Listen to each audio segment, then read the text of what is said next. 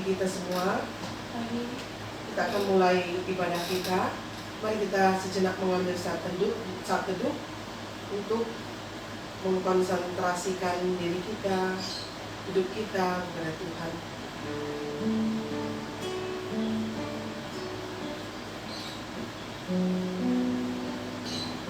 Kita akan menaikkan sebuah pujian, satu-satunya yang kuandalkan, hanya Tuhan.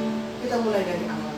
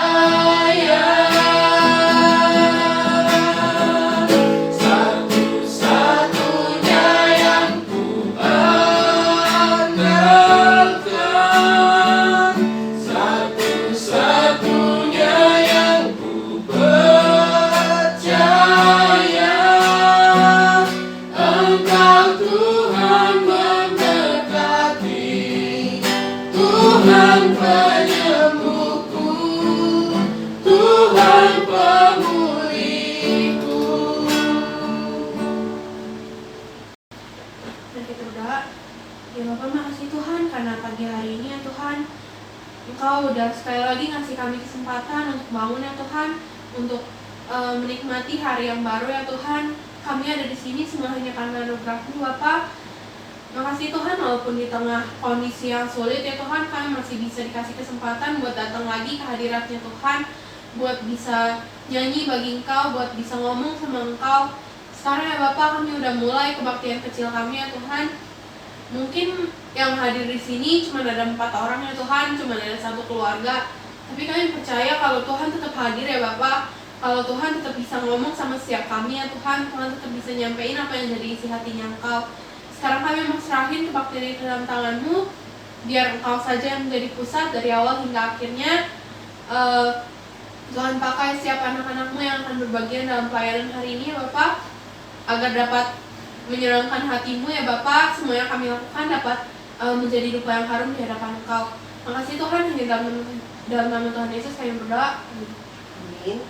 Baik, kita akan menyiapkan hati kita untuk boleh membaca, merenungkan firman Tuhan, dan kita akan menaikkan pujian terlebih dahulu dan siaga.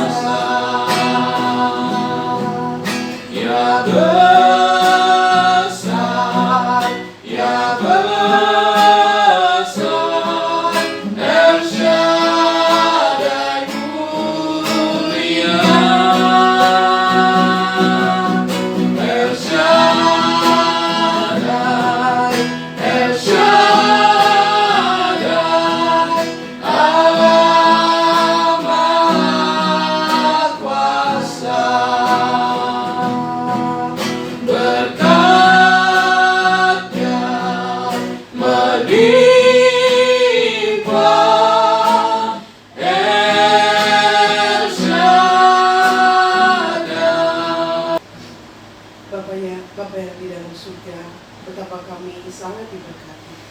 Terberkatilah kami Bapa, karena kami memiliki Allah seperti Engkau, Allah yang memelihara, Allah yang begitu baik, penuh anugerah. Bahkan sampai pada saat ini Bapa, semata-mata karena kasih karunia-Mu kami ada sebagaimana ada. Kami bersyukur kepadamu. Saat ini dalam ibadah keluarga kami akan bersama-sama membaca merenungkan firman-Mu ya Tuhan. Engkau kiranya sepenuhnya menguasai hati kami, sepenuhnya menguasai mulut ini.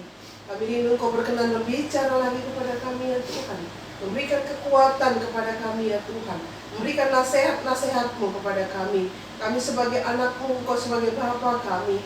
Kami menyiapkan hati kami terbuka selebar-lebarnya untuk nasihat-nasihat Tuhan. Dan dengan pertolongan Roh Kudus kami akan mentaatinya. Demi Yesus Kristus kami berdoa. Amin. Kita akan membaca firman Tuhan pagi hari ini. Diambil dari Mazmur nomor 84. Jadi sebenarnya kalau dalam Mazmur, pasal itu adalah sebenarnya nomor ya. Karena sebenarnya Mazmur itu adalah puji-pujian, nyanyian. Mazmur 84, kita akan membacanya ayat 1 sampai ayat yang ke-13. Mazmur 84, kita mulai. 1, 2, 3 ayat 1. Untuk pemimpin biduan, menurut lagu Gitip, Mazmur Bani Korah. Betapa disenangi tempat kediaman-Mu, ya Tuhan, semesta alam. Jiwaku hancur karena merindukan pelataran-pelataran Tuhan. Hatiku dan dagingku bersorak-sorai kepada Allah yang hidup. Bahkan burung pipit telah mendapat sebuah rumah, dan burung layang-layang sebuah sarang. Tempat menaruh anak-anaknya pada mesbah-mesbah-Mu, ya Tuhan, semesta alam. Ya Rajaku dan Allahku. Berbahagialah orang-orang yang diam di rumah-Mu, yang terus-menerus memuji-muji Engkau. Berbahagialah manusia yang kekuatannya di dalam Engkau, yang berhasrat mengadakan ziarah. Apabila melintasi lembah bakal, mereka membuatnya menjadi tempat yang bermata air.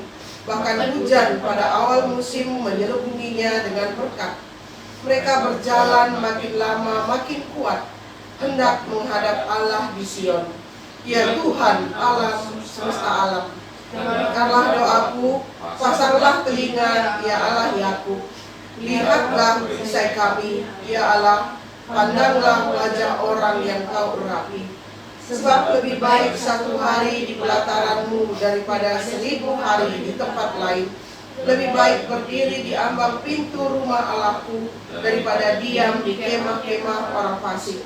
Sebab Tuhan Allah adalah matahari dan perisai. Kasih dan kemuliaan Ia berikan.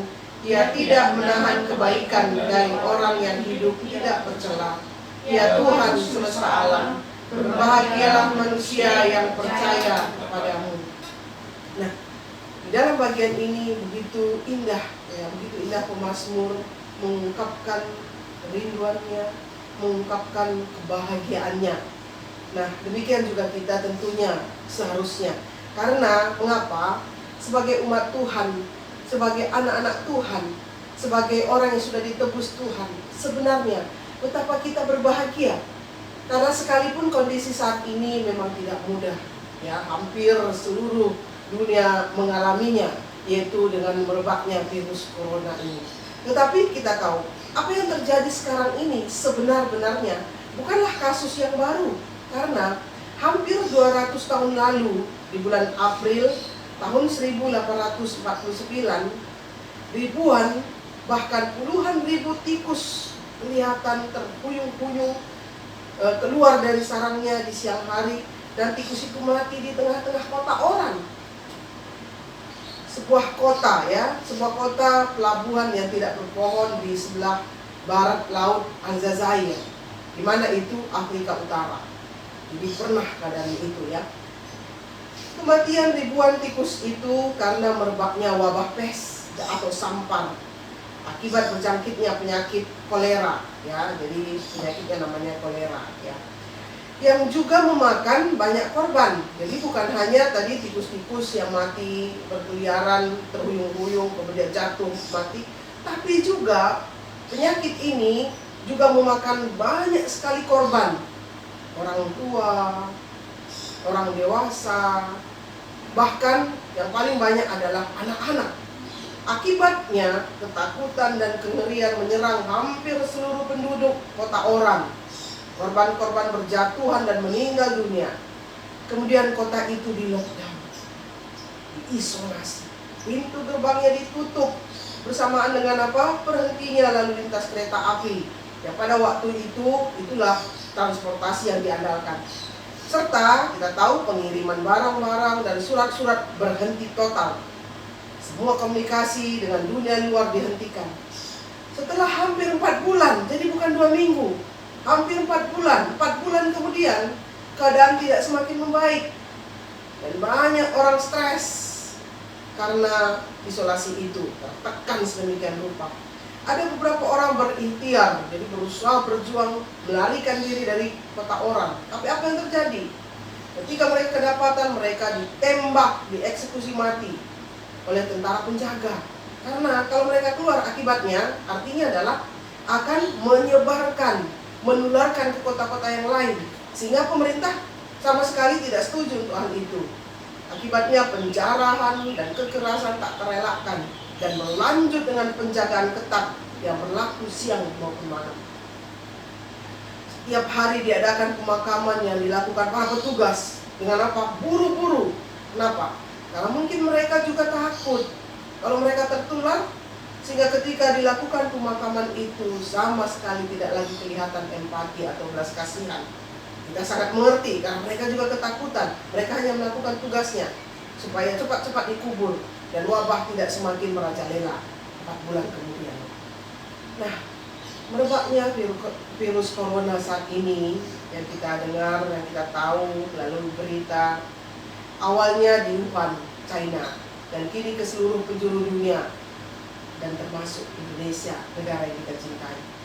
Suasana menjadi mencekam dan menakutkan. Mungkin bagi kita sebagian, ya tidak terlalu wah gitu ya. Maksudnya mencekamnya nggak gimana amat, karena ya kita punya Tuhan begitu kalian. Nah, gereja juga mengambil keputusan mengikuti keputusan pemerintah, termasuk gereja kita GKR secara keseluruhan. Tetap boleh mengadakan ibadah, tetapi harus di rumah masing-masing. Dengan bahan yang disiapkan oleh gereja, di-share mungkin di grup WhatsApp atau melalui live streaming. Sekalipun gereja kita belum kita lakukan karena ketika komisi remaja semalam melakukannya tidak terlalu baik ya, kayak tidak nyambung, putus-putus, sehingga kita putuskan melalui bahan yang dikirim lewat grup WhatsApp yang diatur alurnya sedemikian, mulai dari pembukaan, kemudian pujian, doa pembukaan, kemudian doa firman Tuhan, renungan, sampai doa tutup diatur sedemikian rupa. Nah, juga melalui video yang kita sudah rekam dan kita sudah share ke jemaat kita melalui grup-grup yang ada. Dan ya pasti sebelumnya kita tidak pernah bayangkan kondisi ini. Nah, melalui kejadian ini orang-orang atau hampir seluruh masyarakat kaget. Bahkan orang Kristen tiba-tiba ya seolah-olah, ya maksud saya orang dunia bahkan juga orang Kristen merasa kaget gitu ya. Kok rasanya tiba-tiba diperhadapkan dengan keadaan yang hampir tidak terpikirkan sebelumnya. Ternyata kematian begitu dekat, sekaligus tentunya menakutkan. Karena ketika berbicara tentang kematian, sekalipun Alkitab banyak berbicara tentang itu, tetapi tidak terlalu terus terang sedalam-dalamnya apa yang terjadi. Seperti itu ya, tetapi kita percaya kita aman di tangan Tuhan. Nah, seluruh dunia seolah-olah dipaksa sadar bahwa sekalipun manusia modern tetaplah fana, tetaplah terbatas, tetaplah mengakui baik dari hati maupun lewat perkataan kita begitu terbatas. Kita bahkan tidak tahu, banyak hal yang kita tidak tahu. Pada saat kebanyakan orang-orang mengalami, pada saat ini maksud saya, pada saat ini kebanyakan orang-orang mengalami kebingungan, panik, takut. Nah, permasalahannya adalah, adakah yang namanya pengharapan di tengah ketakutan dan kerapuhan hidup manusia zaman modern ini? Saatnya anak-anak Tuhan kembali melihat kepada firman Tuhan, berbalik kepada Tuhan, kepada Alkitab, firman yang hidup, yang kekal. Mari kita renungkan bagian yang kita baca tadi, sekalipun saya tidak bahas dari ayat 1 sampai 13, hanya beberapa ayat saja. Nah, melalui pembacaan kita ada dua hal yang akan menjadi topik perenungan kita. Yang pertama adalah, Allah adalah sumber kekuatan kita. Di dalam Mazmur 84 ayat 6 dikatakan, berbahagialah manusia yang kekuatannya di dalam Engkau, yang berhasrat mengadakan ziarah. Kita lihat bagian ini. Berbahagialah manusia yang kekuatannya di dalam Tuhan, di dalam Engkau. Ayat sebelumnya sebenarnya ada tulisan di situ adalah Tuhan, huruf besar semuanya. Yahweh, ya, dalam bahasa Ibrani. Ya, Tuhan. Artinya apa kalau Yahweh? Aku adalah aku. Seperti itu ya. Jadi berbahagialah. Sebenarnya di dalam bahasa Inggrisnya blessed, ya, bless. Dalam bentuk pasif. Diberkatilah. Seperti itu. Jadi siapa yang berbahagia? Siapa yang bless? Siapa yang diberkati? Yaitu kata ayat ini, ya.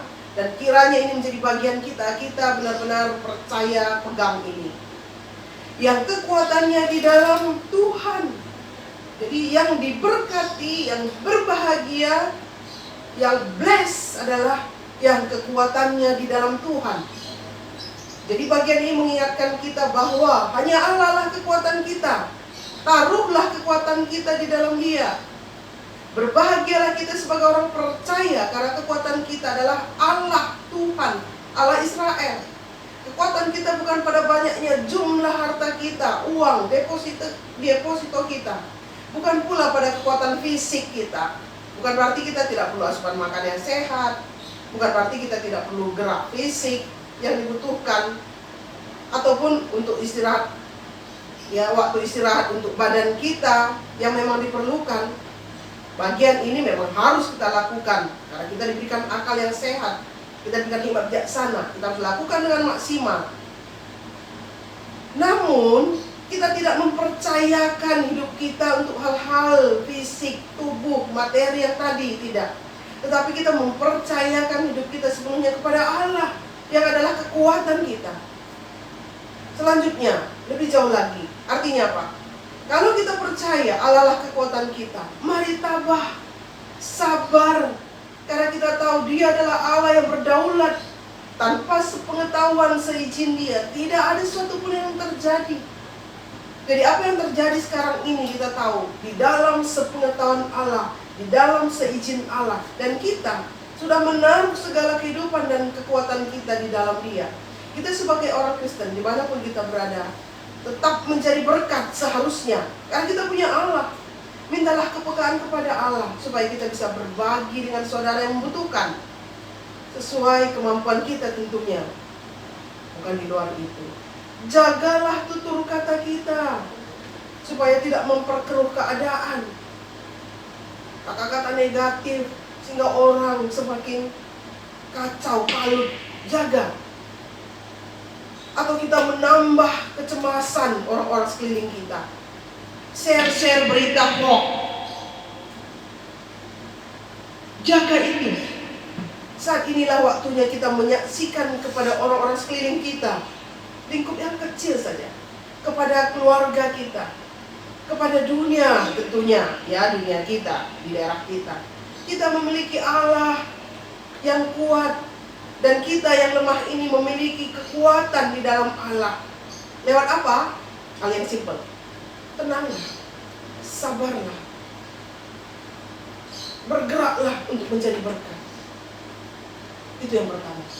Yang kedua adalah Allah adalah sumber pengharapan kita di luar biasa. Mazmur 84 ayat 12 dikatakan, sebab Tuhan Allah adalah matahari dan perisai, kasih dan kemuliaan Ia berikan. Ia tidak menahan kebaikan dari orang yang hidup tidak bercela. Lihat, Tuhan adalah matahari dan perisai kita. Saudaraku yang dikasih Tuhan, kami di lantai 3 ini ada sayur sedikit gitu ya. Kami sudah pernah juga sekali dua kali panen makan sayur. Kalau kami perhatikan gitu ya, dengan ya terbukti begitu ya, tanaman yang lemah itu ya, tumbuhan itu selalu mencondongkan pertumbuhannya ke arah peredaran matahari. Condong ke arah peredaran matahari. Kenapa? Karena tumbuhan itu sangat memerlukan matahari untuk apa? Untuk proses asimilasinya, yaitu kira-kira artinya adalah proses pembuatan nutrisi pada tumbuhan. Maksud saya begini, tanaman yang lemah itu, yang sangat terbatas bergerak itu, tahu ke arah mana dia bergerak, mencondongkan pertumbuhannya. Untuk apa? Untuk kebutuhan hidupnya, kelangsungan pertumbuhannya. Tanaman tahu kemana dia bergerak, condong bertumbuh kemana, dia akan berguna bagi hidupnya. Bukankah seharusnya anak-anak Tuhan yang kita tahu kita jauh lebih sempurna daripada tanaman itu, seharusnya kita sangat tahu kepada siapa kita mencondongkan hidup kita, kepada siapa kita menggantungkan hidup kita. Karena dialah matahari kita. Dia adalah bagaikan matahari bagi kita, seperti tumbuhan tadi. Allah lah bagaikan matahari bagi kehidupan kita. Dia adalah perisai, dikatakan ayat 12 tadi. Sebab Tuhan adalah matahari dan perisai. Perisai menjaga keselamatan dan melindungi kita. Oleh sebab itu hari ini bergantunglah kepadanya sepenuhnya. Condongkanlah diri kita kepadanya sepenuhnya. Karena dia adalah matahari dan perisai kita. Jemaat yang dikasih Tuhan dan kita sekaliannya, di tengah-tengah kekhawatiran dunia karena merebaknya pandemi virus corona, kita tidak ikut-ikutan cemas dan takut secara berlebihan. Kalau ada khawatir, takut, ala kadarnya, memang begitulah manusia. Keberadaan itu kadang-kadang, ketakutan, cemas, itu kadang-kadang mendorong kita untuk lebih hati-hati, lebih maksimal untuk boleh menjaga diri kita, mencegah dan lain sebagainya. Tetapi jangan cemas, takut secara berlebihan. Karena kita punya Allah, tempat pengharapan kita. Kepadanya kita bergantung dan berharap. Allah siapa? Yahweh tadi. Allah semesta alam, pencipta langit dan bumi. Di tangannya kita aman. Karena juga sekiranya kita khawatir seperti orang-orang yang tidak percaya, apakah faedahnya? Bukankah firman Tuhan berkata dalam Matius 6 ayat 27, siapakah di antara kamu yang karena kekhawatirannya dapat menambahkan sehasta saja pada jalan hidupnya? Oleh karena itu, kekhawatiran yang berlebihan sama sekali tidak akan menolong kita, bahkan membuat kita tidak menjadi berkat bagi orang lain. Bayangkan, kita terus misalnya membicarakan berlebihan, men-share berita-berita hoax, dan kita memberikan kata-kata yang negatif ke sekeliling kita. Apa jadinya? Yang seharusnya menjadi berkat malah menjadi batu sandungan. Maka Mazmur 94 ayat 13 meneguhkan hati kita, meneguhkan panggilan kita sebagai umat tebusannya. Dia katakan begini, ya Tuhan semesta alam, berbahagialah manusia yang percaya kepadamu. Lihat, kembali bless, kembali terberkatilah, diberkatilah siapa? Manusia yang percaya kepada Allah Yahweh, Tuhan pencipta langit dan bumi, alam semesta Allah semesta alam. Ya Tuhan semesta alam, ini luar biasa. Berbahagialah manusia yang percaya kepadamu. Mengapa saat ini kita tidak berbahagia? Jangan-jangan kita sedang ragu, jangan-jangan kita tidak percaya. Oleh sebab itu, melalui bagian ini. Mari anak-anak Tuhan, jemaat yang dikasih Tuhan, mari keluargaku, saudara-saudaraku, sebagai orang yang percaya kepada Allah, kita tahu kitalah umat yang berbahagia. Kitalah hidup kita terjamin. Tidak saja di dunia ini, memang dunia ini fana. Entah bagaimanapun caranya, suatu saat kita akan tinggalkan. Tetapi di tangannya kita aman sampai kepada kekekalan. Dengan demikian, sekalipun ancaman virus corona tetap ada, masih ada sampai pada saat ini, Tuhan adalah kekuatan dan pengharapan kita. Amin, kita berdoa. Terus media akan berdoa. Kami bersyukur Tuhan karena pagi hari ini gereja kami mengikuti instruksi pemerintah untuk beribadah di rumah masing-masing. Dan ini adalah ibadah keluarga kami. Kami bersyukur kami boleh memuji Tuhan. Kami bersyukur boleh belajar firman Tuhan. Dan kami doakan Tuhan memberkati juga seluruh jemaat-Mu dimanapun berada. Peliharakan kesehatan kami semua. Jauhkan dari ancaman mara bahaya, niat-niat jahat orang yang ingin mengganggu. Biar hidup kami aman di dalam pemeliharaan perlindungan. Cukupkan kebutuhan-kebutuhan kami. Dalam masa tidak diizinkannya kami untuk bersosialisasi di dalam keramaian, biarlah kami boleh menggunakan waktu-waktu kami dengan bijak, tetap mencari Tuhan. Kami menyerahkan seluruh keberadaan kehidupan kami kepada-Mu. Berkati seluruh perjalanan kehidupan kami sepanjang satu minggu depan. Anak-anak yang sekolah dari rumah, belajar dari rumah. Demikian juga mungkin banyak jemaat yang harus bekerja dari rumah. Tuhan juga membuat berhasil semua. Ini doa dan ucapan syukur kami Bapa. Di dalam nama Yesus kami berdoa. Amin.